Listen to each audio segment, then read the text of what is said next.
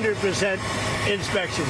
And if they were right, I'd cancel the meetings right now. Mr. President, when will those inspectors actually be on the ground? At the appropriate time. At the appropriate time. There's no rush, but they'll be on the ground at the appropriate time. More vessels are passing through the Strait of Hormuz, with millions of barrels of crude oil exiting the Persian Gulf each day. Secretary of State Marco Rubio is in the Middle East and said this about Iran.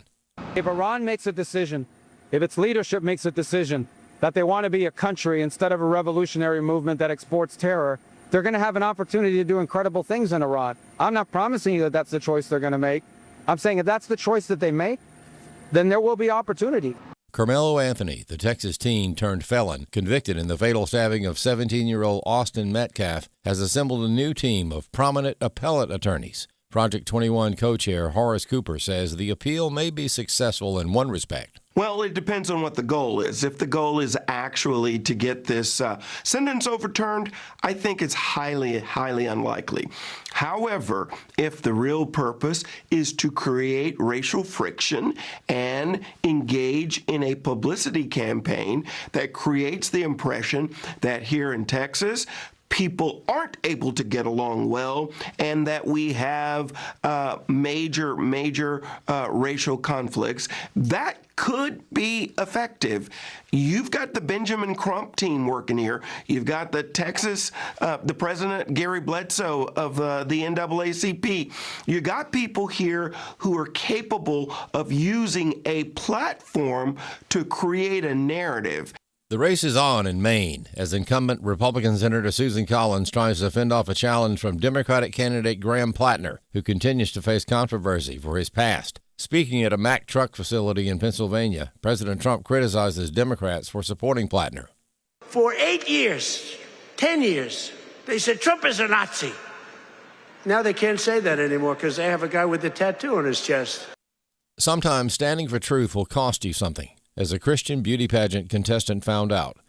Steve Jordahl reports The Kaylee Bush Story is a new video from American Family Studios. Kaylee Bush started competing in scholarship pageants at 15, and despite being a tomboy at heart, she won her first pageant and became Miss Orange Blossom in 2023. The Christian teen saw the contests as a way to witness and to encourage other girls. My main goal going in there isn't to win, it's to help show girls that their value, their worth is in Christ, their Lord, their Father, and they can't find it in beauty and hair or in makeup or any of these worldly items. In 2025, she entered and won the Miss North Florida contest, which at the time fed into the Miss America pageant. But a few weeks into her reign, the organizers changed the rules. In the middle of the photo shoot, I was pulled out and I was asked to sign a contract. The applicant must be female. Quote, female means a born female or an individual who has fully completed sex reassignment surgery. But she says that conflicted with her moral standards. She pushed back in a Zoom call with pageant organizers. Today, I'm standing to preserve sisterhood, the foundation of Miss America. But how can it be a sisterhood if the door is open to brothers? They stood firm. Sign the contract or step down. And so I declined to sign, resulting in the loss of my title, any scholarship opportunities, and my microphone to promote my mission. She says God is using that decision for His glory. You can hear the rest of the story at afa.net/impact. I'm Steve Jordahl. Oil prices fell as more ships crossed the Strait of Hormuz. More news available online at afn.net and download the AFN mobile app for your Apple or Android device. I'm Rusty Pugh. As we watch world events unfold and fulfill Scripture, it's hard to believe anyone could doubt God and His Word are real, and yet there are so many who either question or completely refuse to believe it. The God Who Speaks is a 90-minute documentary that hits the doubt head-on with evidence that proves God is real and His Word is the ultimate authority. Watch it anytime and invite others to watch with you. Just visit stream.afa.net. That's stream.afa.net. Welcome to Today's Issues, offering a Christian response to the issues of the day. Here's your host, Tim Wildmon, President of the American Family Association.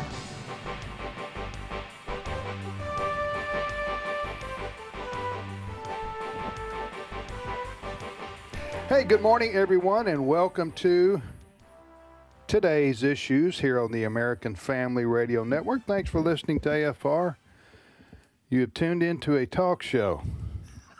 If you're wondering, and we got some talkers, or we brought them. Ed Vitagliano, talker number one. Good morning, Ed. Good morning, Tim. Good morning, Wesley Wildmon. Good morning. Talker number two. Number three is, I guess where am I? I'm number four. You're number three, Chris. No, you're number one, sir. That's what I like to hear. Huh? Yeah. Talker number one. All right, Chris Woodward, good morning to you, brother. Good morning. I'll be any number you need me to be. I'm just happy to be here. Okay. That's the spirit right It is there. a good spirit, good attitude. So we have four people. Right. And if that's not enough, we at the got bottom of the hour, we got a fifth. Who's that going to be? Abraham Hamilton III will be about on a panel with us. Yeah. Abraham Hamilton III. And he's going to be in studio with us. Huh? Yeah. So we do have one chair remaining. Yeah. He's likely to bring it, as you like to say. He does bring it. He will bring it. Abe Hamilton always brings it. Yeah. Huh?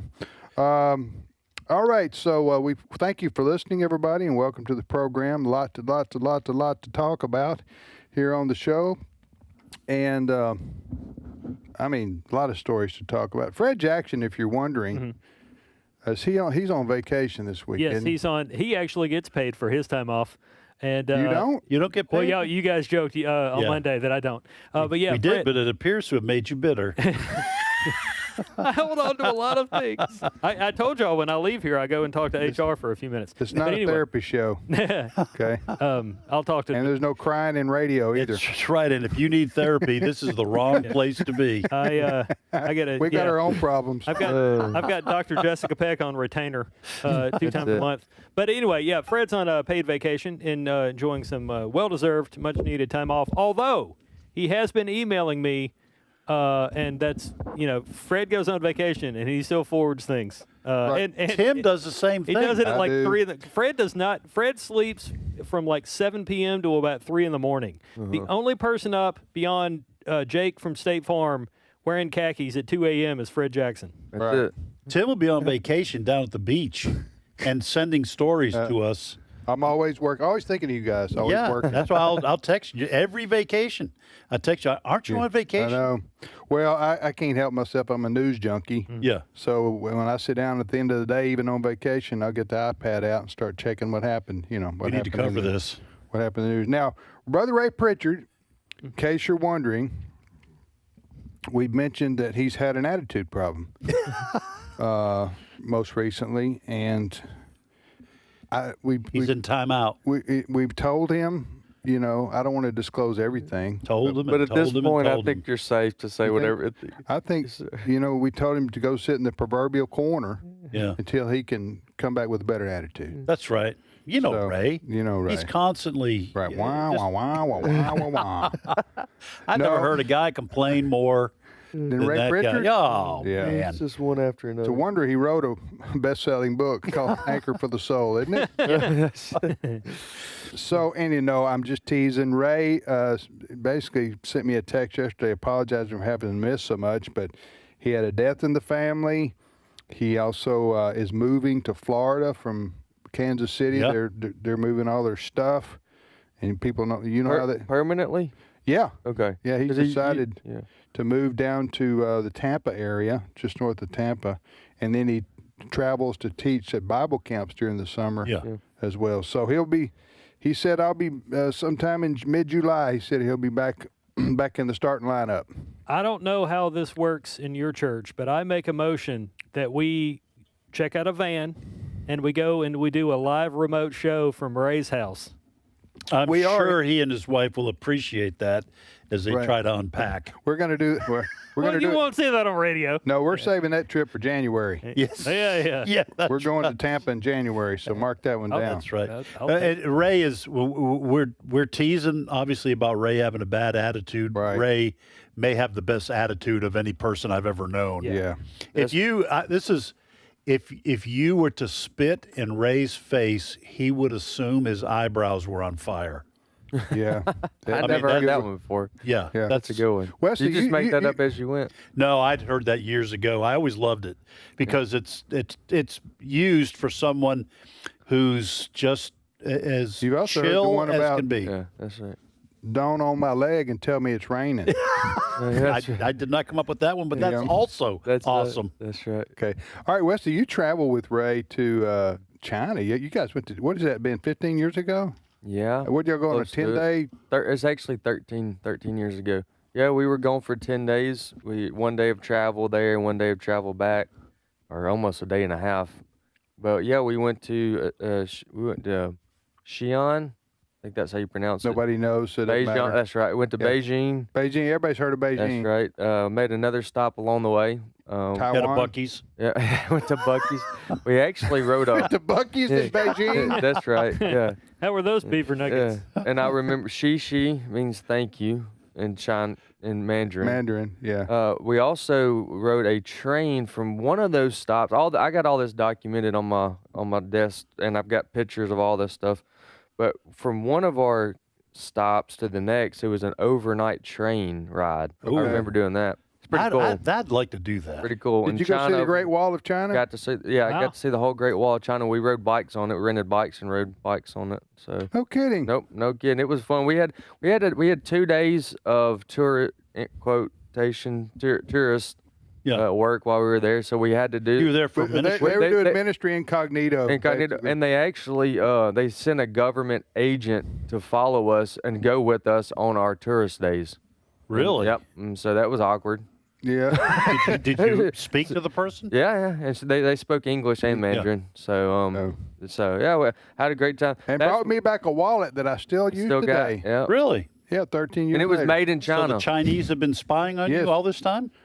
Do they insert some kind of chip in wallets? I wouldn't put it past them. I had a good one, and y'all missed it. Oh, what did it say? And his wallet was made in China. I like that. Yeah, I because he like bought it over there. Yeah. He brought it back, but it still looks like new. Before that, though, I was following Ray's ministry 4 or 5 years before back when I was in middle school and high school and even early days of college, I was following Ray way before, talking about his writings, his videos, his ministry, keep believing, and then having the opportunity to go was a lot of fun. Yeah, absolutely. All right, you're listening to today's issues. Chris, bring forth unto us your first story. Well, New Yorkers continue That's all we need to hear. They continue to good enough. fall in love with these democratic socialists, far left Democrats, not your dad's Democrats, to put it that way. And I only say this because yesterday there were primaries throughout New York State.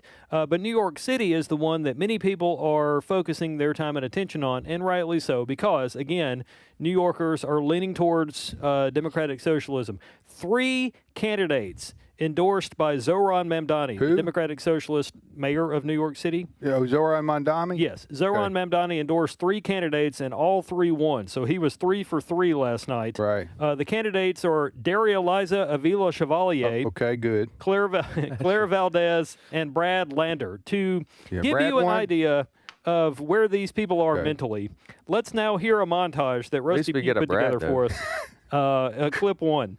Solidarity is the force that we need to vanquish Trump's fascism, to abolish ICE, and to stand up to the billionaires. Abolish ICE. Free Palestine. Organize your union. And join DSA. What we have delivered here today is a clear mandate that the era of taking a check and cashing a check and calling it representation is over.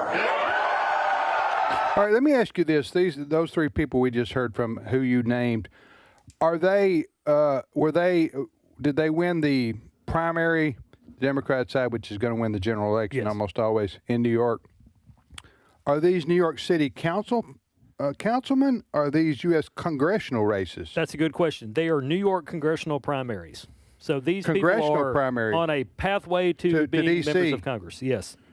Wow. So they're AOCs, except they're to the left of her. Oh, yeah. I think they are. They are. I was looking at a story here on the New York Post about this. Now, Van Jones, you guys know Van Jones, CNN commentator. Yes. He's pretty far left. Yeah.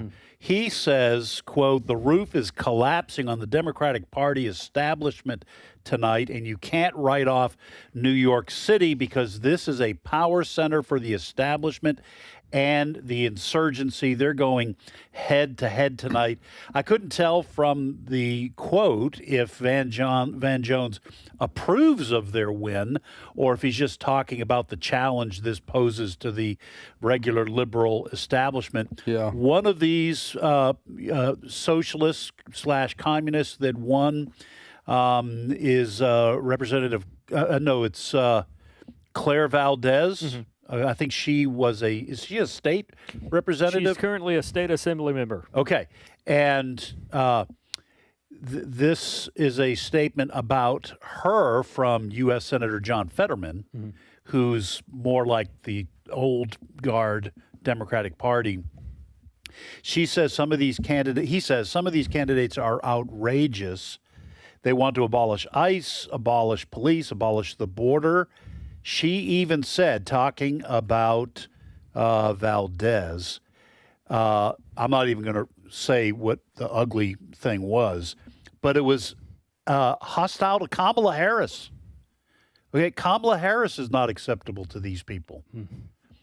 And she's listed as being a 2028 candidate. Yeah. Okay, let me tell you, a couple things here. One is if this were only New York City Council races, I really wouldn't care. That's right. I mean, too bad for them. Right. But, you put yourself in this situation, kind of thing. But here's what's troubling is that these people you just heard from are on a track to win in November and then go to Washington, D.C.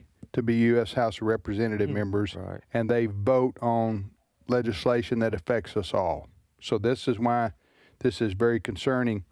May get Abe to comment on this too as well. But here, Wesley, Ed, and Chris, and listeners,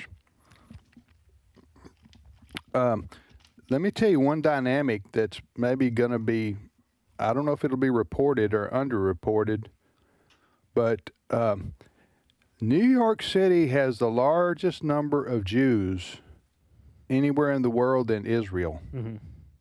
Okay. Now, South Florida has a lot of Jews living there too. But New York City has the highest concentration in the greater New York area of Jewish people than any other place in America. There is coming a clash, it seems to me, and it's kind of already flared up in some places, between, okay, let me finish my point on that. But these Jews in New York vote Democrat. Right. Now, there are only a few places in the greater New York City area that you would consider Republican areas anymore. Now, remember, as liberal as New York is, they did vote for Bloomberg for mayor. What was his first name? Michael. The billionaire. They did vote for Rudolph Giuliani, 2 decades ago? Yeah. For mayor. So they have had some Republicans in leadership in New York City, but for the most part, it's a Democrat controlled area. But here's what I'm saying. You heard one of those congressional people right there, candidates, say Free Palestine. Yeah. All right. That is a direct shot at the Jews. Okay. So there is, and Mandami and his wife have expressed anti-Semitism. That's right. Out in the open. Yeah. Especially his wife. So I don't know what's going to happen there when you have all these Jews living in New York, and now you have the growing popularity of, I'd call them Jew haters. Right. But here's what they would say. They would say, no, we're not Jew haters. We just hate the policies of Israel and killing the Palestinians. Genocide and all that. So Free Palestine.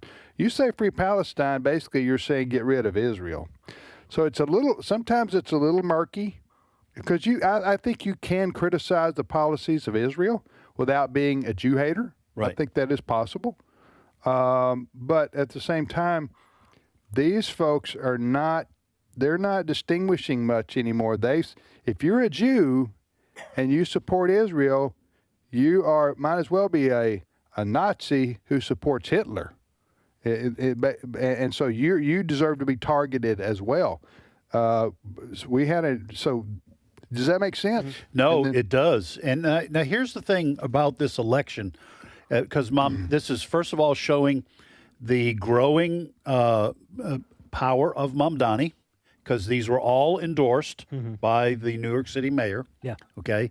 Now, with all respect to Senator Fetterman, I still want to see how much this influences the Democratic Party across the country for this one reason.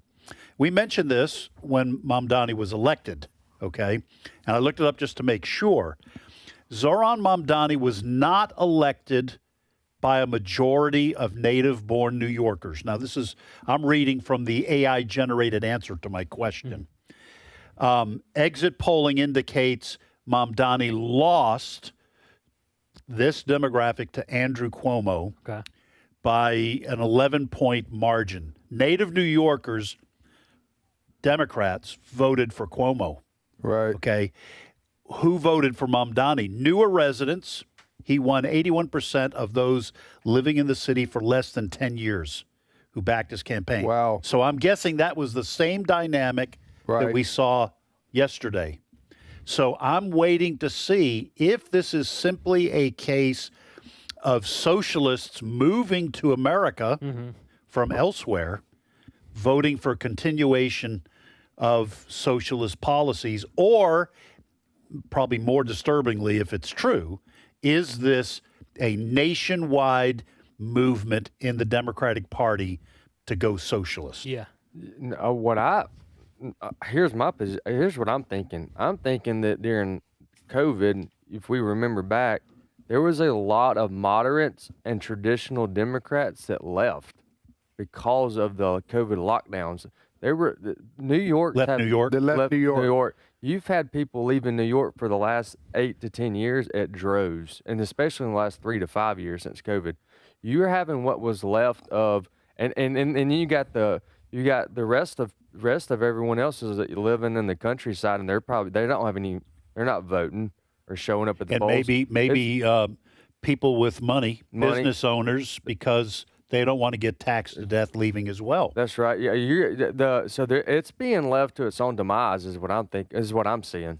Yeah, Fox managed to find one immigrant on the streets of New York City that does not want socialism in the city that he moved to, that being New York City. And I say that based on this Q&A between the reporter and the immigrant here in clip 9. Do you want to bring socialism in? No. Why? No, why? Because I'm from Latin America. We have a Venezuela, we have a Cuba, we have a Bolivia. No one is in New York. So that who are we hearing from right there? That is an immigrant in New York City that Fox was interviewing in kind of a post-election or post. So he came from a socialist country, and he says we don't want that. We don't want that. And he's one of an example that if you were to follow up with him in 2 years, he's going to be in Kansas. Or he's going to be in Texas. He's going to be in Manhattan, Kansas. Yeah. So that remains to be seen, is how widespread a movement this is. And I'll tell you one other thing that I think is at work in the Democratic Party, and frankly, this is probably across America amongst a lot of young people, younger even than you two guys, Wesley. In their 20s, you mean? People in their 20s, maybe early 30s. And that is the affordability crisis. I don't know what else to call it. That's what everyone calls it. I think that there are a lot of young people who see no path forward for them achieving the American dream, and I think some of them are becoming open to a more radical approach. And my own feeling is the only way for America to get past this is. This sounds, I'm not trying to over-spiritualize this, is for America to have a real awakening. Christianity has to govern even our capitalist system. Okay, you have to have a concern for other people, not just the size of your own bank account, in order for the economy to make room for people through its policies, through government policies that give young people hope. because you don't want young people to become radicalized, I guess is the thing I'm saying. Yeah. Because when people become radicalized, they'll take a chance on communism thinking that's the answer. All consciousness and all reasonability, all the thinking goes out the window. Yeah, it goes out the window. Yeah. And they take a chance on it. And then the old expression is you can vote your way into communism, but you got to fight your way out. Mm-hmm.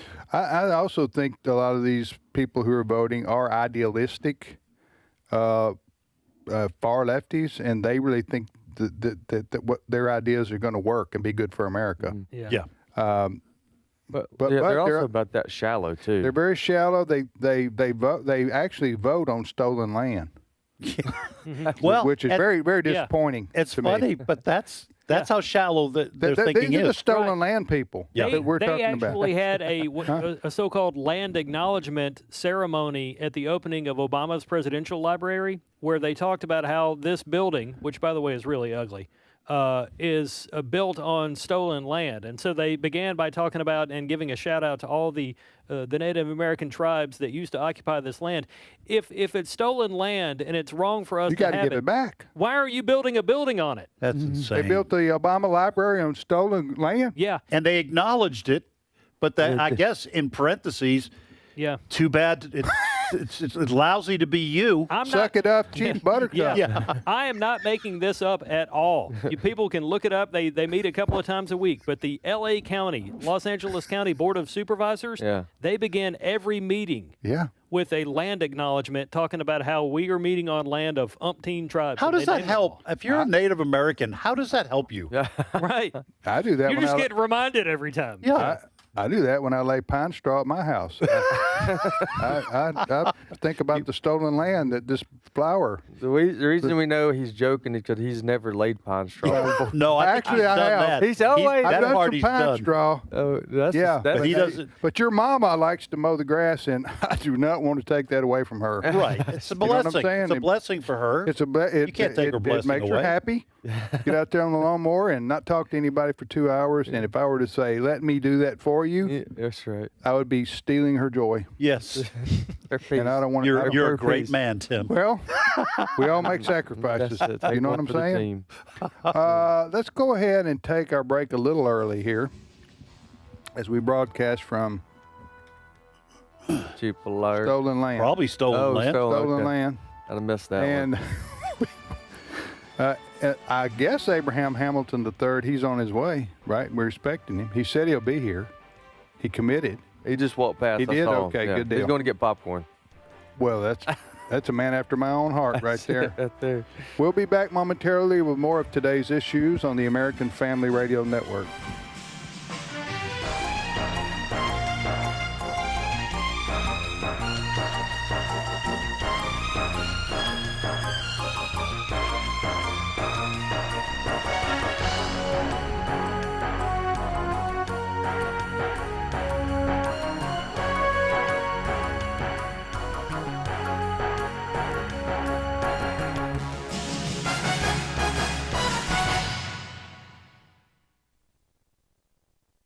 It's my turn.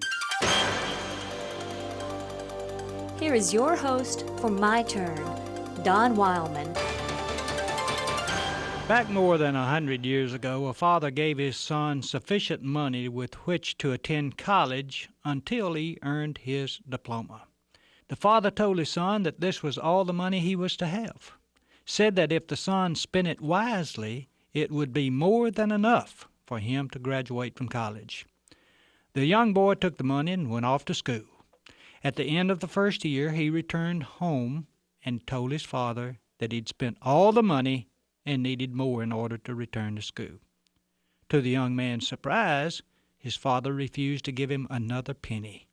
He told him that he'd already given him plenty of money to go to college on, and that there would be not another penny forthcoming. Stunned, the boy found that all the props had been removed from beneath him. While living it up in his freshman year, he never thought that his father would refuse to give him more money. His father had it, and he was going to have a good time on it. But now the money source was gone. He had to sink or swim totally on his own merits. There are many who would criticize the father for his action. In today's modern society, there are those who would claim that the father's action would destroy the boy's personality and that he should continue to support the boy no matter what he did. Other folks would defend the boy's right to more money on educational grounds, that the boy had a right to seek his own education as he saw fit. I guess for a large number of folks today, the father's action was totally wrong.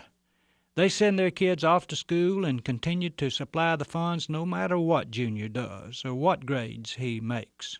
They blame the teachers if Junior flunks the course and blame the establishment if he gets caught breaking the rules. Junior isn't wrong, they cry, but the rules are. The rules should be changed to protect Junior. Divinely implanted in each person is a desire to be a responsible person. We're made that way. Sometimes it's necessary to face the worst, even a cross, in order to bring out the best. Somehow I have an idea that the young boy's father took a signal from a higher power. For our Creator tells us there are certain laws that we're to live by, and if we break them, then we must be prepared to pay the penalty. Often, as we have to pay the penalty, we become responsible citizens in His world. Well, the young boy went back to school without any money, worked his way through, graduated at the head of the class, studied law, was elected governor of the state of New York, and became the Secretary of State during the Civil War. He was later responsible for the purchase of some land, which many dubbed Seward's Folly.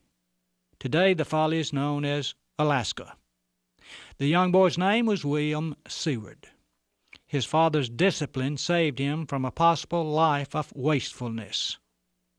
You know, maybe discipline isn't so bad after all. This has been My Turn with Don Wildmon, a production of the American Family Association. Hello, everyone. Tim Wildmon, president of American Family Association and American Family Radio. We are going to Italy in March of 2027. We're also going to Greece in March of 2027, and we're doing those tours back to back if you want to do both of them. In Italy, we'll be going to Venice, we'll ride the gondola and see all the sights there, and we'll go to Pisa and walk on the Leaning Tower of. If you fall off, we're not responsible. Also, we're going to Rome and see the Sistine Chapel and the Colosseum and all the catacombs. We'll see all the sights of Rome. And in Greece, it's the Footsteps of Paul trip, so the places where Paul went in the Bible mentioned in Greece. If you want information on any of these tours, go to tours.afa.net, tours.afa.net, tours.afa.net. But you, Lord, are a compassionate and gracious God, slow to anger, and abounding in love and faithfulness. Psalm 86:15. This is today's issues. Email your comments to comments@afr.net. Past broadcasts of today's issues are available for listening and viewing in the archive at afr.net. Now, back to more of today's issues. Hey, welcome back, everybody, to today's issues on the American Family Radio Network. Tim, Ed, Wesley, and Chris, and now Abraham Hamilton III joins us. Good morning, Brother Abe. Good morning.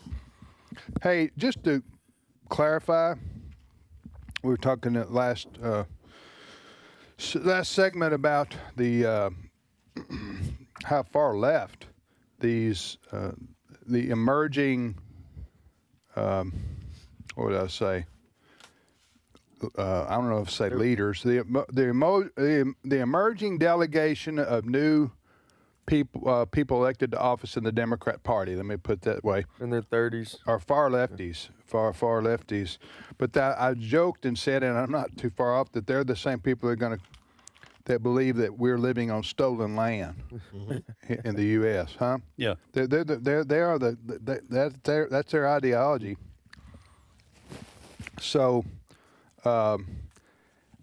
Hey, let me ask you this. I was going to clarify, but I won't get into that because it'll take us down a rabbit hole, and I'll be here for 10 more minutes, and before we emerge, and only to learn it was a gopher hole. Abe, these people that we talked about, Chris mentioned in New York City last night, who 3 of them, they were 3 for 3, and these people are far, far left politically.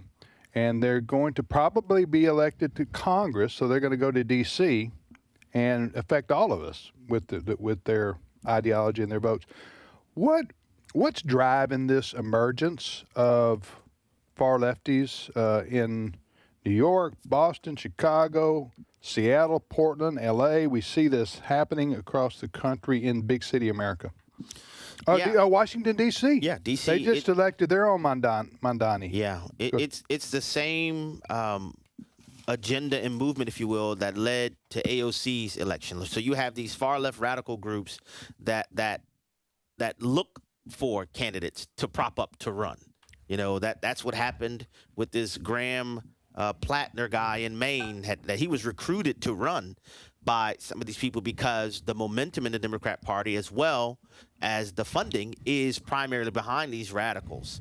It is, you know as well as I know, that you used to be a thing called a blue dog Democrat that does not exist anymore because the party has made the decision to recast itself, frankly, officially almost, as the Socialist Party of America. That's why you have Bernie Sanders running for the presidency as an open Democratic Socialist, AOC openly running as a Democratic Socialist, these people now openly running as Democratic Socialists. And so they're at the next phase of their agenda to really move the United States of America more formally into a socialist direction. Have they really taken over the Democrat Party? Because we have John Fetterman speaking out. You have the traditional Democrats, which are far too liberal for my liking, but still they're Joe Biden types. They are Joe Manchin. They still are there. But you have to ask yourself: are they supported and celebrated, or are they tolerated? The reality is, the Democrat Party, by and large, is really, really upset with Fetterman. You know, and many of them did not expect Fetterman to be Senator Fetterman the way that he is, as he campaigned. And he's up for re-election.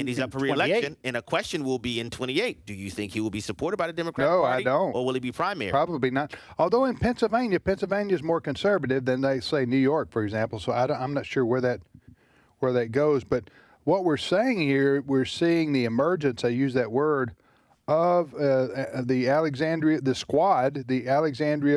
Ocasio-Cortez, AOC, far left ideology, and that's emerging as the driving force to elect new Democrat candidates, and they're like pushing out what they call the establishment, and they AOC and her ilk are about to become the establishment. That's what they're seeking to accomplish. This trio of victories for commies in New York City yesterday. We mentioned this Representative Claire Valdez that Fetterman criticized, but she won her primary by more than 20 points. They're not just squeaking victories out. Abe, let me just ask you this. Now, there are different types of socialist approaches when it comes to changing the political landscape. There is the more incremental approach where you elect socialists, they vote for socialist policies, free this, free that. But at its core, let me ask you this. True socialism, true communism, are they compatible with our Constitution? No. Absolutely not. Absolutely not. Socialism and communism are not compatible with our Constitution. That's why you had, I have to go back here because this is what they meant when they said these words, the fundamental transformation of the United States of America. They know, as America has been constituted, our founding documents, our separation of powers, it's not conducive to socialism and communism. So in order to have that in our country, it has to come as a result of a fundamental transformation. And that's why they work so hard to try to persuade younger people. It's the same thing. Iran is in the news. People often forget that the revolution in Iran was often fomented by the younger generations of Iranians who welcomed the transition toward the Islamic Republic, which they have now. Unsuspectingly. Similarly in Virginia, for example, Governor Abigail Spanberger, who I unaffectionately call Abercrombie and Fitch, Governor Abercrombie, she campaigned as a moderate, but she governed as a conventional 21st century Democrat. And we're going to see that all around the country even more. There will be some who campaign as if this is not their true agenda and true. Especially in more conservative states. Especially in more conservative states. But once they secure power, look how they govern. And so the reality of the John Fettermans and others, the Democrat Party at this stage wants to see them move further and further to the margins and nationalization, if you will, of the squad. I think that, Wesley, you might want to comment, Chris. I know we got another story to get to. I think still today that helps the Republicans on a national level. Let me tell you what, now, I don't know how much, because I'm thinking of the Electoral College map for president. That's what I'm thinking of primarily. And, you know, the Republicans have to win Ohio. The Republicans have to win Florida. They have to win those states to sort of counteract New York and California as best they can. And Texas has always been red. You know, I think it'll stay red. But it's those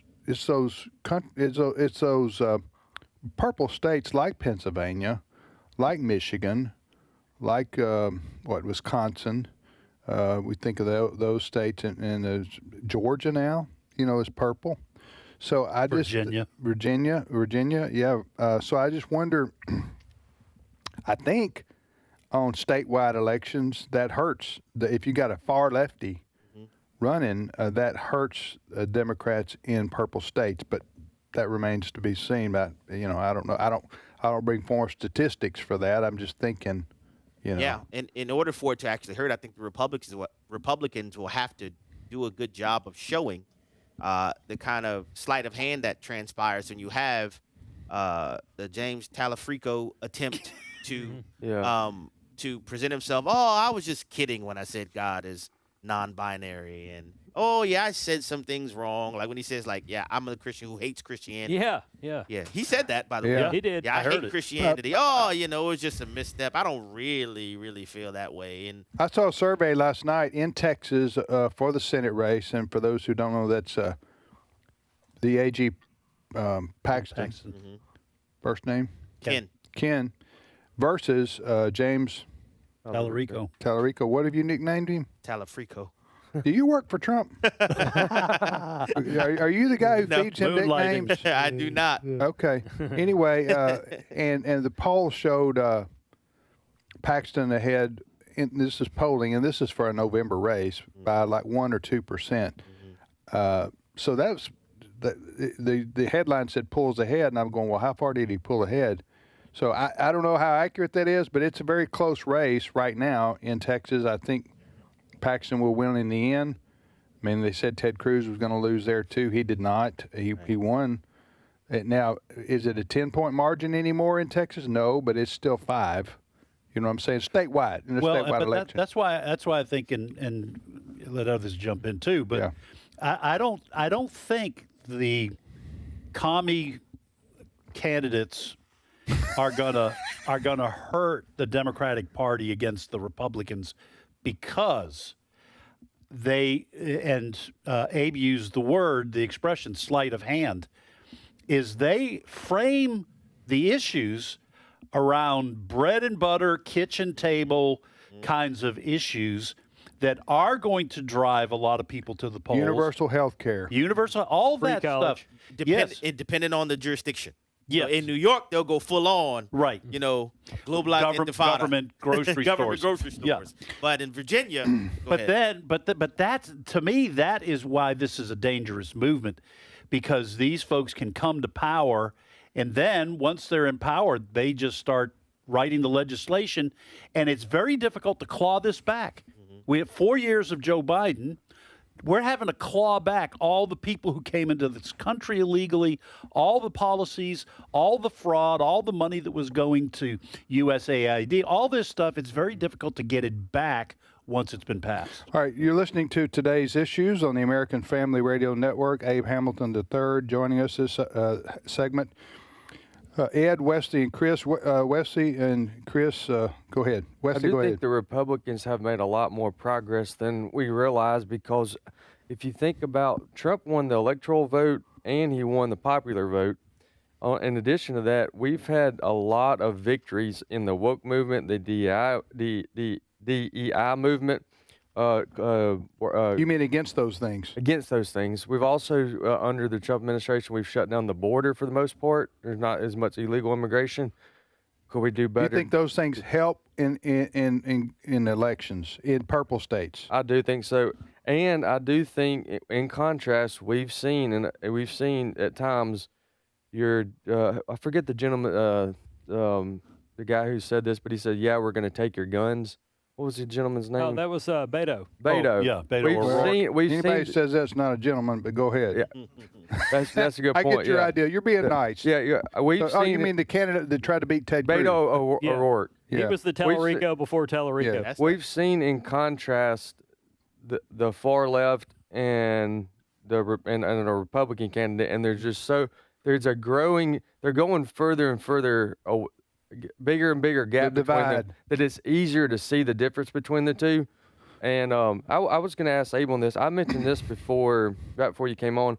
I think New York, that also comes from a lot of the traditional Democrats, moderates leaving New York, leading up in the last 5 to 8 years, and you're seeing that in other states too. So I've been saying since COVID that red states are going to become more red, blue states are going to become more blue. I think you're going to get less of purple.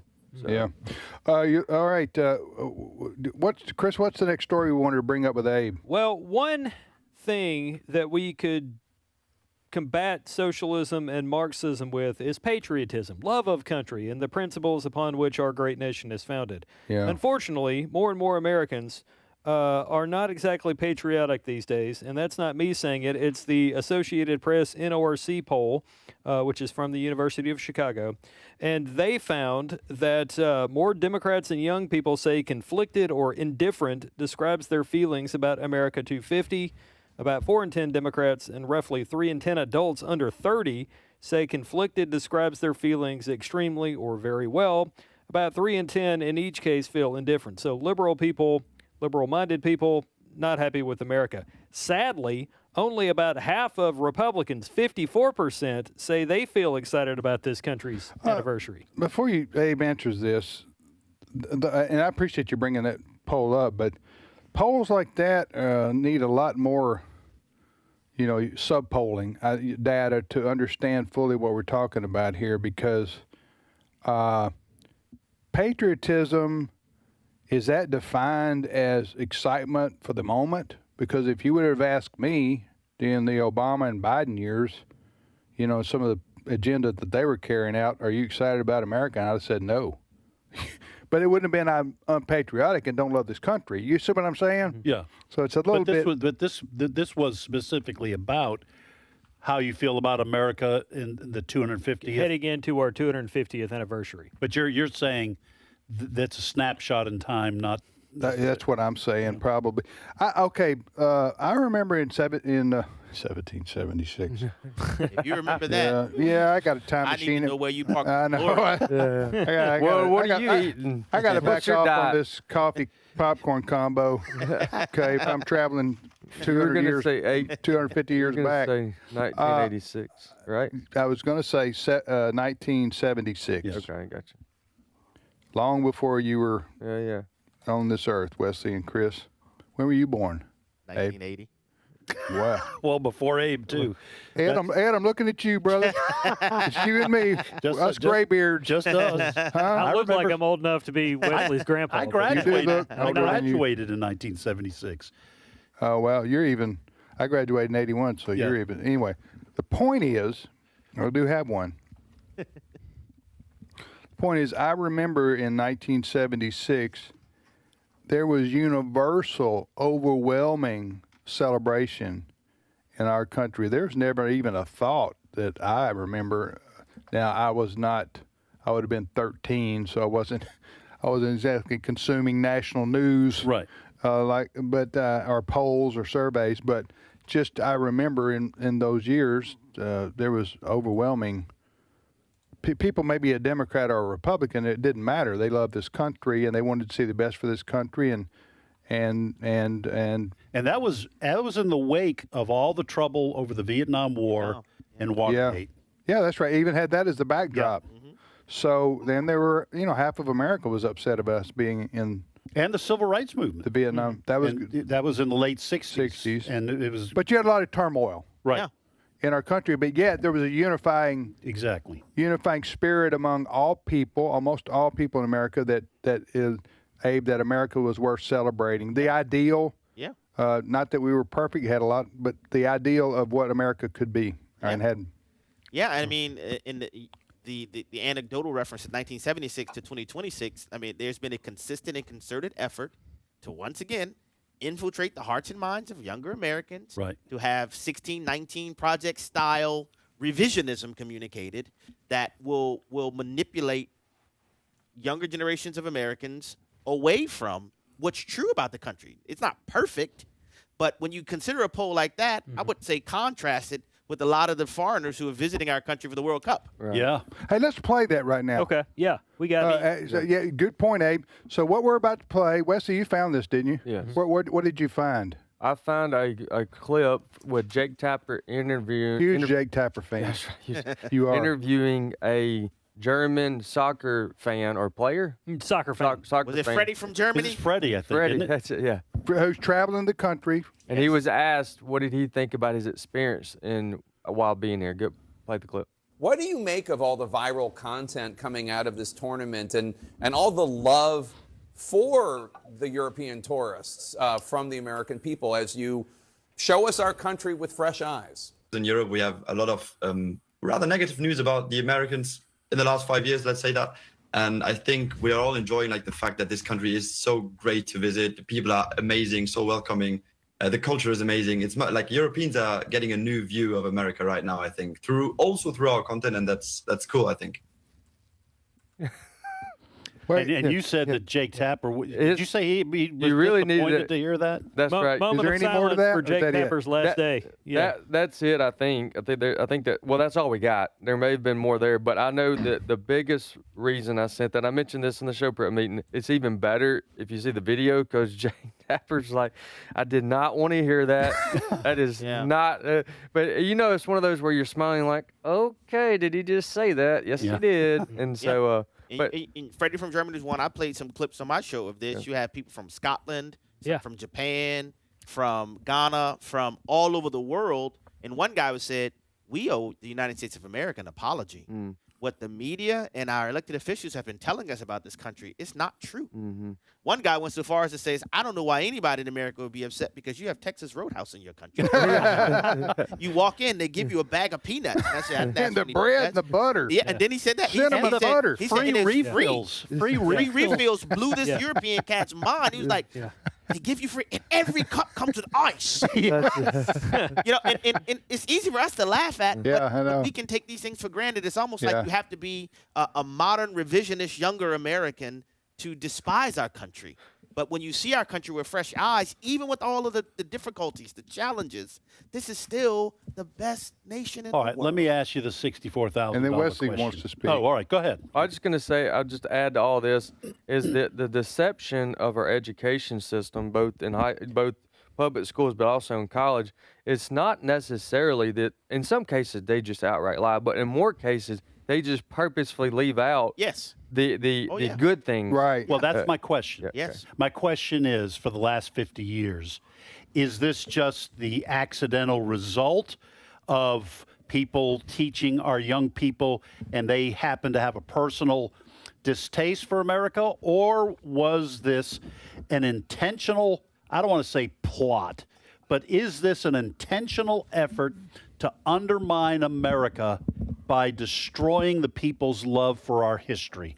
And I don't want to sound unnecessarily conspiratorial, but the fact is it is intentional. I can cite you from 1972. Chester Pierce said every 5-year-old coming to school in America comes to school mentally ill.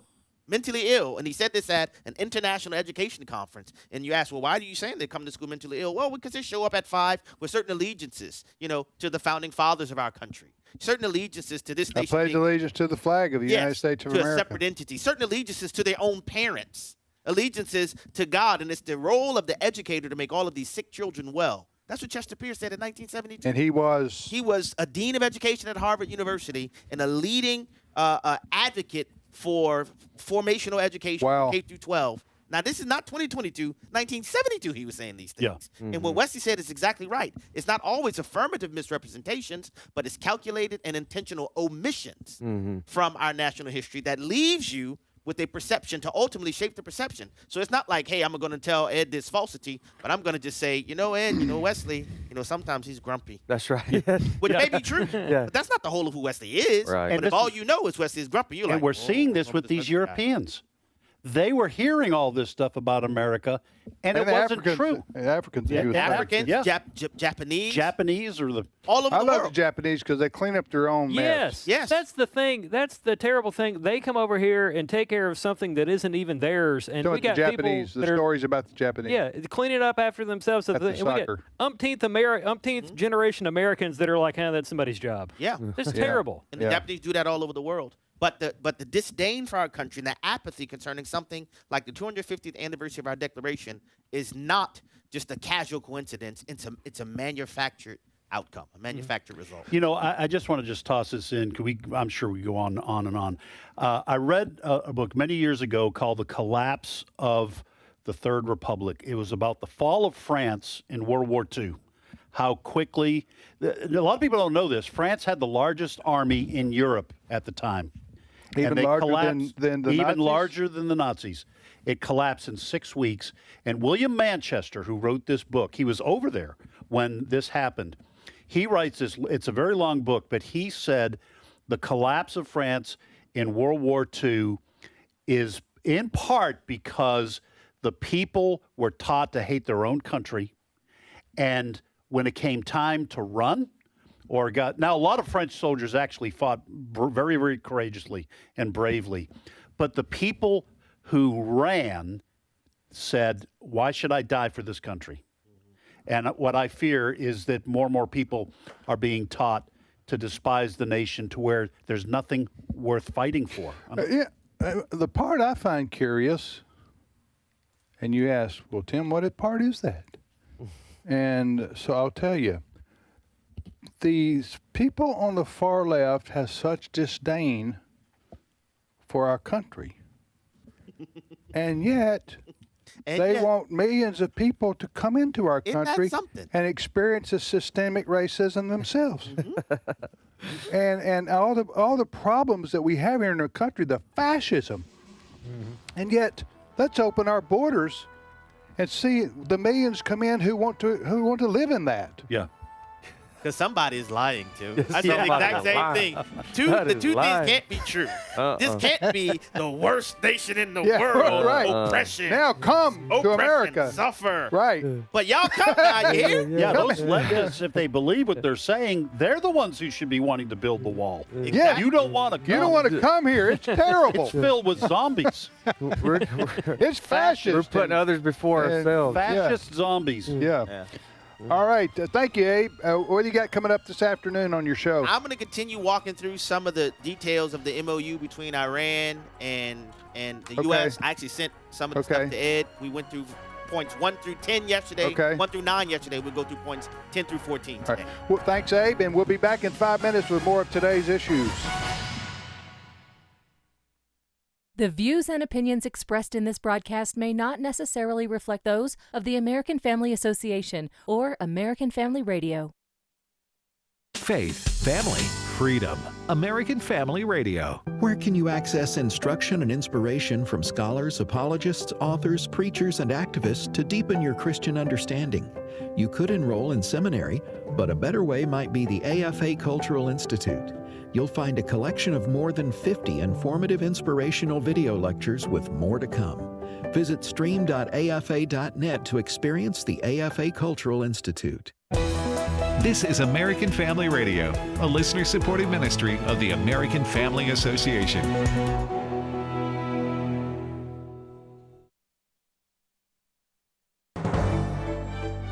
In family news, I'm Rusty Pugh.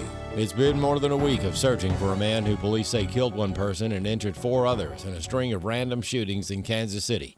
Todd Pyro reports. This manhunt now stretching into its 8th day. Police say 22-year-old Oscar Sanchez Munoz is wanted for allegedly carrying out 5 separate shootings in the Kansas City area, just a few miles south of the city's World Cup venue.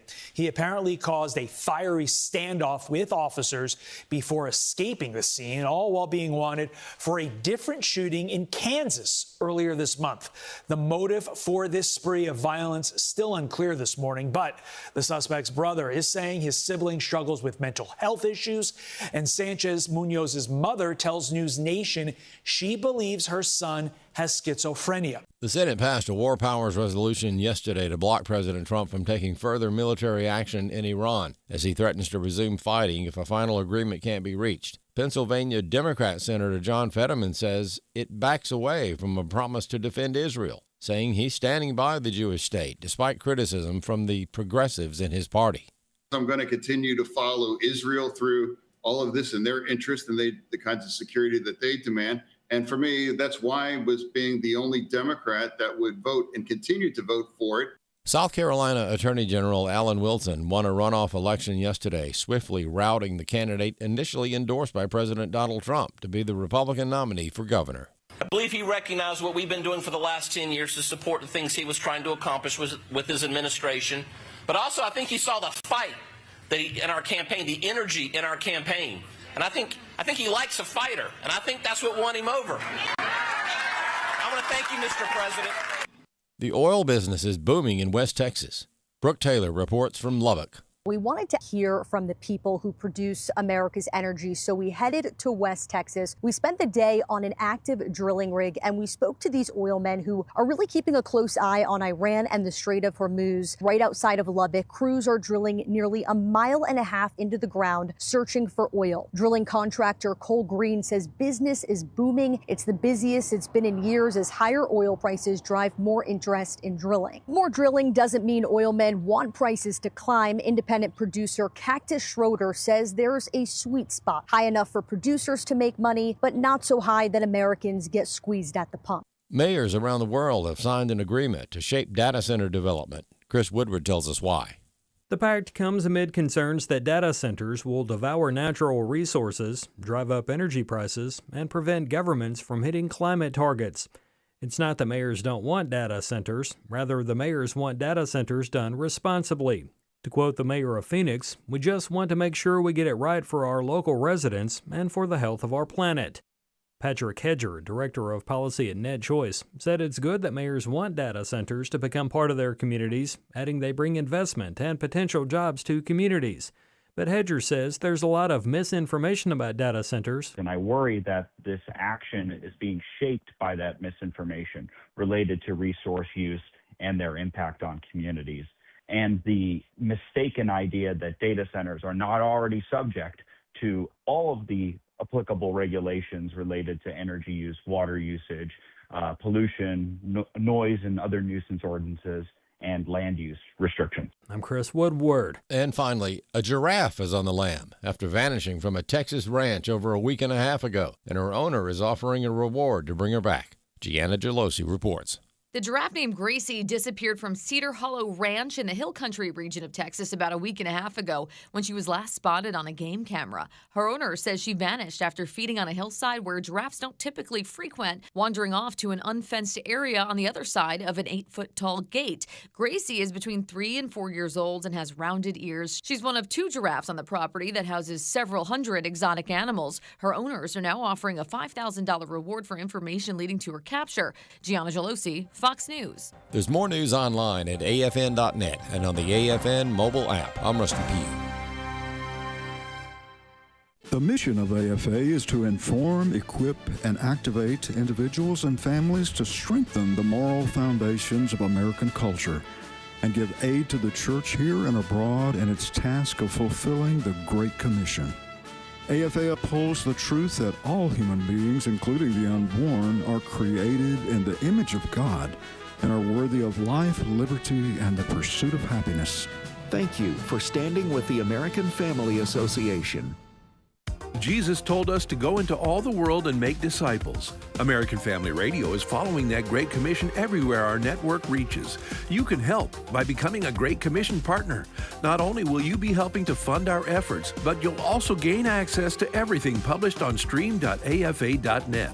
There you'll find educational materials, documentaries, and video versions of AFR programs. Learn more and become a Great Commission partner at stream.afa.net. Today's Issues continues on AFR with your host, Tim Wildmon, President of the American Family Association.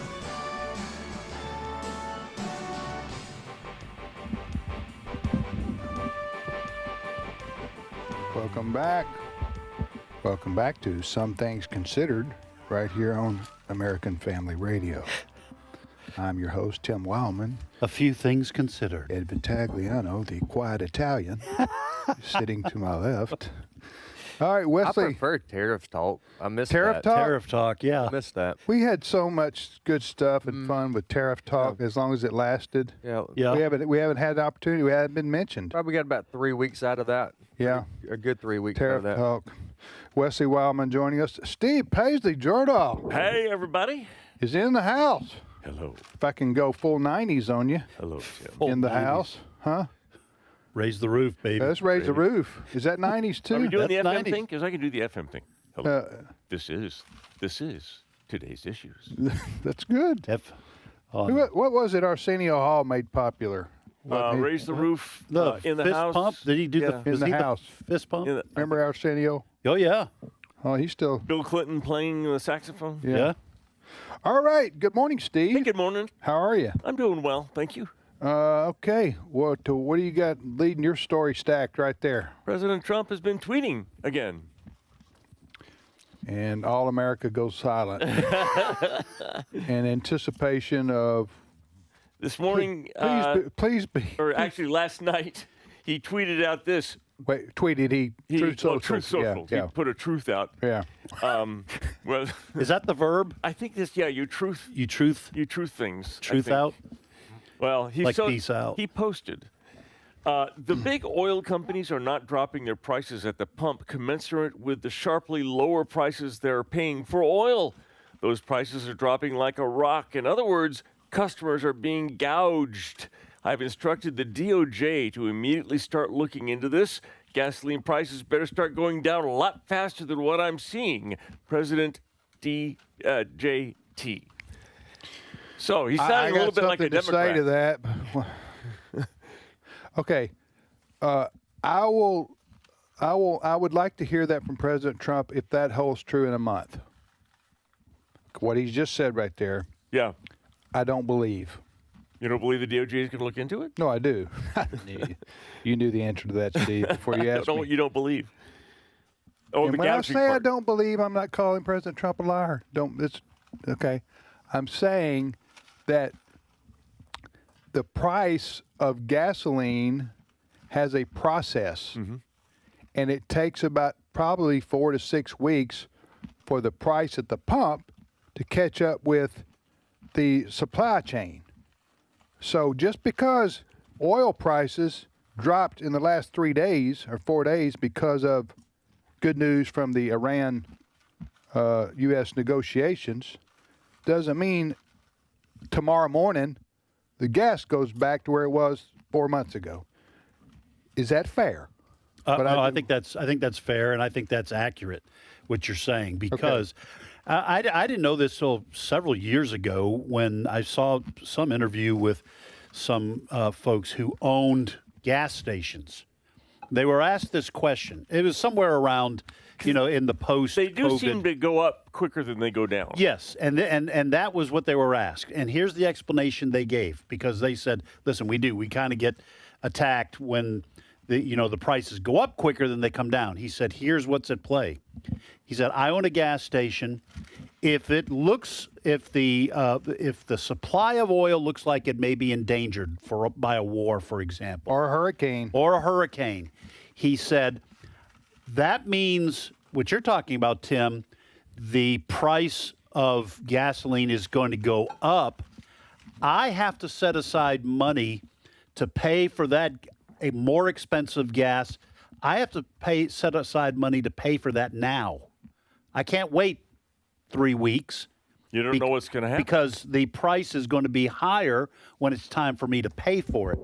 So what these folks were saying is, if there's a hurricane or a war or something, I will raise the price immediately so I can start getting the money in hand so I can pay for the more expensive gas when it gets here in a month. But that's not the way it works in reverse. And you remembered all that. Well, it just made sense to me because I was with President Trump.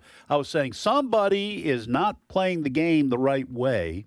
So I'm guessing also that there is still some insecurity about whether this goes through. I'm talking about the negotiations and the. Well, it doesn't help that the strait's open and closed and then open. Yes. Wait, is it? Yeah, they open, close, open, close. That doesn't And so help. I'm guessing some of these people who own these gas stations are going, I'm not sure how much gas is going to cost in a month, so I'm not coming down as quickly. I think President Trump is doing what a lot of politicians do. He's not the first one. Right. You know, you got to blame the oil companies for the price of gasoline. Let me tell you, and listen, this is not in the Bible. So we can disagree, right? Still be friends. Why can't we be friends? Why can't we be I know friends? some people that can find it in the Bible. Okay, you can find it in the Bible. Oh yeah, whatever you're about to say. Okay, I know some people. All right, they can find it has to do with the end time. Oh, they can find a Bible verse for gas prices. Yes, they can. Okay, well, I'd like to hear it. Not really. So I would just say this too. When I drive down the street and I go 5 miles, there's going to be 10 options for me to get gasoline. Mm-hmm. Okay? And guess what? All those stores want me to come in. Yeah. They don't make any money off gasoline hardly. They want me to come in and buy a candy bar and a Coke or a sandwich or... Maybe they got chicken strips. They got chicken strips, whatever. So they want to get me in the store, right? Why do they want to gouge people and be 10 cents higher than the next guy just for what that didn't I think President Trump was blaming people in your stores. He was blaming the oil companies, I think, not the people who own the gas stations. I'm saying for yes, true, but I'm saying for people who say the people in our town are colluding to keep the gas prices up, and I'm going like, well, what evidence do you have for that? But I would go to, I think most convenience store owners, be they a chain or a mom and pop, they want people in their store, so they don't want to show a gasoline price that's 10 cents higher than the next guy down the street when people have to consider where they're going to go to get their gas and then go into the store and get other things. Do you understand what I'm saying? Absolutely. So I don't believe in collusion. Now, if you do, that's fine. As I said, please, we can still be brothers and everything. But Trump here is doing it's the old card. It's the old blame the oil company CEOs or whatever. He said, this is what President Trump said, the big oil companies are not dropping their price at the pump commensurate with the sharply lower prices they are paying for oil. I will say this. I agree with what you're saying with gas stations and all that you just laid out. I do believe there is some collusion when it comes, and I've been saying this for a while. Okay, so I'm not new to this. Conspiracy theory alert. Yes. Straight ahead. So, brought to you by Ed Vitagliano. I think grocery stores have been keeping their prices artificially high. Okay. All right, because I think they believe Americans will gripe about it, but they're going to come in and pay the higher prices.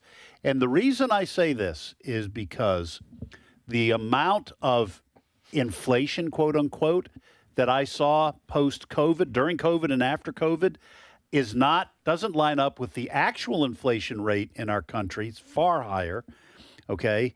And also, when big companies, not the mom and pop thing, but big companies, well, I'm not going to start naming them. I don't want to pick on anybody. When they get a cash infusion and a cash stream, they don't like turning off that spigot. And I can prove it. You remember when we used to be able to fly and have our luggage go free? You remember? Mm-hmm. And then they started charging $25 a bag. All right? That was supposed to be temporary. Well, guess what? It's not temporary anymore because that was a revenue stream for major airlines that they liked. Yeah. And I think big grocery stores like this revenue stream with the extra cost to consumers, and they're probably not going to lower those prices unless they're forced to by economic reality. I would think that grocery stores are a lot more habitual. In other words, you shop at the same grocery store. You don't shop around for grocery stores like you probably do for gas. I don't have any loyalty to any particular gas station, but I do go and buy my groceries at Walmart, or I buy my groceries at Kroger or wherever. It's just the way it is, and I don't even, so that's buying into it as well. Isn't that on you then to not shop around for better prices? Yeah. Okay, and so let me just give you the proof. Yeah. Okay, most people who watch this show. Boy, Ed's getting serious. He's pointing his Diet Coke. My Diet Coke. Your Diet Coke. During COVID, Wow, I look could at buy this. a 6-pack of these 16-ounce Diet Cokes for under $3. Okay, $3 a 6-pack. They're now $6 or $7. That is far above the inflation rate. And I just think that these stores, they're all like this. They just said, you know what? Ed wants his Diet Coke. He's going to pay whatever we charge. I agree with Ed on this one. Hey, by the way, so I was paying our pesticide bill. Oh yeah, they come by and spray for bugs. Every 3 months they come by. Well, I was online paying the other day, and I didn't need to see this, but I clicked on accidentally clicked on previous statements. And in 2021, 2022, it was $62. And as of yesterday when I paid it, it was $89. That's in 3 years. You can't just going up almost $25 or $30. That's like $10 a year. Anyway, and I'm sure all these outlets will say, "Hey, it's more expensive for us too," and there's some of that to it. But what's the answer? Price controls? No. I'm just. Well, the answer is don't have COVID. Grow your own food? No. No, when COVID comes, you don't shut down the economy. No, I think I'm not in favor of price controls. Okay. I'm just diagnosing the problem. I don't have a treatment for it. They'll keep doing this until the economic reality is I stop buying Diet Cokes, and then the prices will come down. But what if you're addicted? Well, I'm not addicted. I could quit anytime I wanted. The same one he's pointing at you. Anyway, about every once every 6 or 7 months, I have this soapbox moment, and now I feel like I have vented. You have, and I can go on. Right. And the venting followed you. You did take a break for a month or 2 or 3 with the Diet Cokes, didn't you? Was about a month. This also happens about every 2-3 years. I tell my wife I'm quitting Diet Coke, and I'm going to have one Diet Coke, and then and I've done better. But you did. I have 2 Diet Cokes, and then I drink water. But I can feel its grip tightening. I'll probably go back to throwing away. But when you said quit, caution. though, you didn't tell her for how long, though. You did quit. Oh, I You never just said quit. I never said I would quit completely. You know what? The spirit's willing, but the taste buds are weak. That is absolutely correct.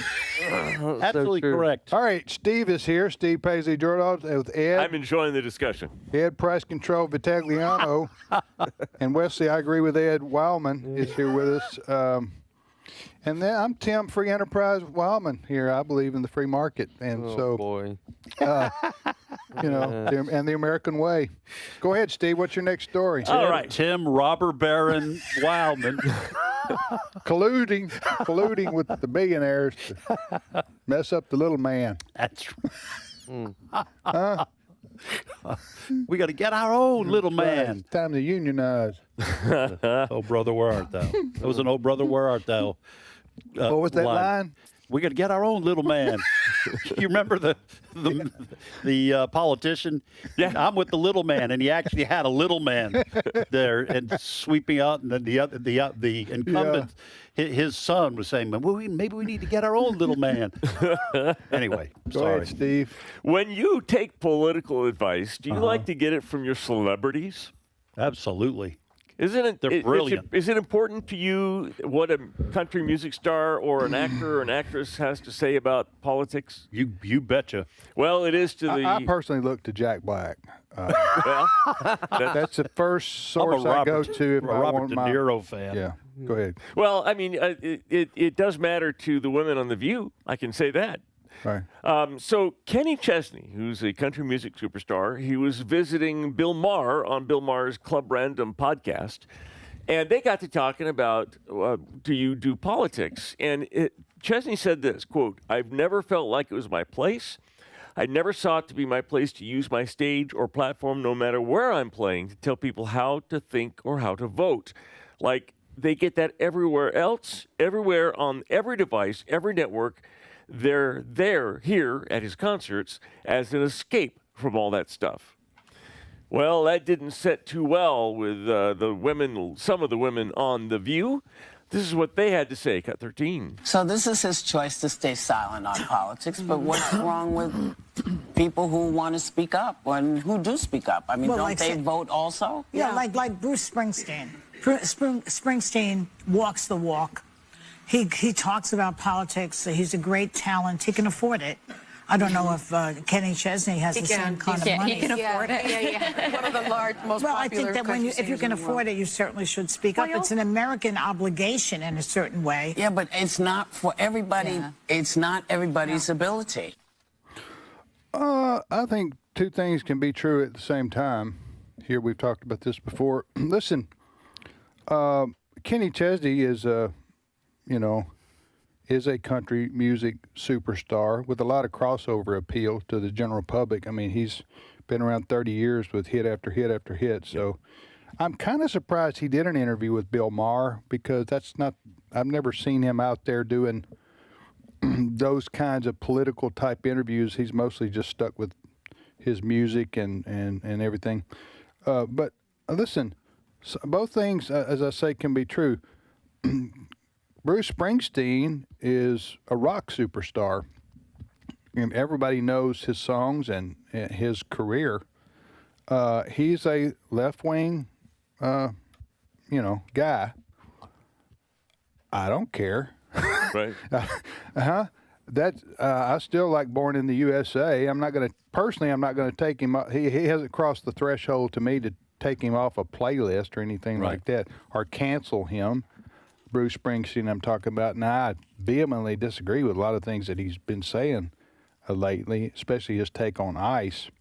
But we still live in a free country where people have the right to express their opinions. And if Bruce Springsteen wants to go out there, he's beyond canceling, right or left. Kenny Chesney's beyond canceling, right or left. You may be able to cancel somebody who's emerging as a artist or a singer or a movie star if they say the wrong thing politically, but those two guys, you're not going to be able to cancel. So I don't have a problem with Bruce Springsteen doing what he wants to do, and if people don't want to go to his concerts or buy his albums or whatever, that's fine too. Kenny Chesney, on the other hand, I kind of more respect his view, and agree with his view. I do agree with his view more. I think when people look to singers and entertainment and concerts, for example, they go to be entertained. They go to, as Kenny Chesney says, escape the rhetoric and the news and the politics of the day and just have a good time listening to music, for example, at a Kenny Chesney concert. So, and that's what he's saying. He said, I don't feel like it's my job to tell people how to think or who to vote for when they came to hear me sing songs. And they pay good money. And Michael Jordan. I know Ed wants price controls on concerts. I know that's where we're headed with this, but I think so. You see what I'm saying? By saying two things can be true at one time. I think Bruce Springsteen, go for it, but Kenny Chesney, I think, is the approach that most people would prefer. The Michael Jordan wisdom is appropriate here too. When he was asked why he doesn't do politics, he says Republicans buy tennis shoes too, and all kinds of different stripes go to Kenny Chesney concerts. I wonder if the people, the gals on The View, would be so generous if they were talking about John Rich or John Voight. Oh, John Voight, yeah. I'm not sure who John Rich is. Well, for them, it probably depends on what cause you're speaking out on. Conservative country. Jason Aldean is also a superstar country music, and he's been pretty outspoken, linked with President Trump and supporting conservative causes. Go ahead, Wesley. Yes. Hasn't he? He has, but if you notice in almost all of these cases, he is being forced to take a stand because the media will interview him and ask him about that.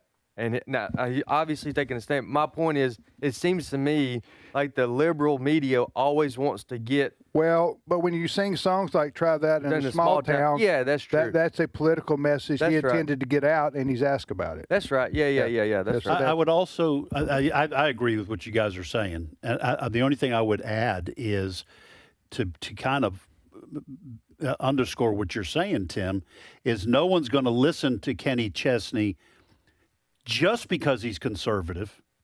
They will if he's a lousy if singer. If he is, I don't know. No, I'm saying if he's a lousy singer. Okay. Oh, I know. You listen to artists because you like their music. No, absolutely. And then the politics is a secondary consideration. But now you said we've talked about this in our show prep meeting. You said you canceled Robert De Niro from your movie list, right?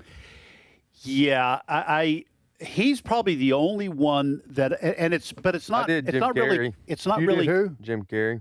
Jim Carrey. So you've canceled Jim Carrey in your playlist? Okay, go ahead. It's not really. I don't know if it's canceling or not. Here's the thing that I said this morning, and I'll be happy to say it on the air. Is I understand that the people who are acting on a screen in a movie, they're probably their private lives, their beliefs are not mine. But I set that aside because their character in the movie or the TV show is compelling, what have you. But with Robert De Niro, I can't set it aside. I can't look at him as an actor. Even if you're drinking Diet Coke. Yes. Doesn't matter. I can't look at his character and not see Robert De Niro. I got you. And that when you cross that line, I can no longer pretend you're the character. I'm going, you're Robert De Niro and you hate my guts and you hate President Trump. And like you said, Steve, I can't unsee that. I can't unhear it.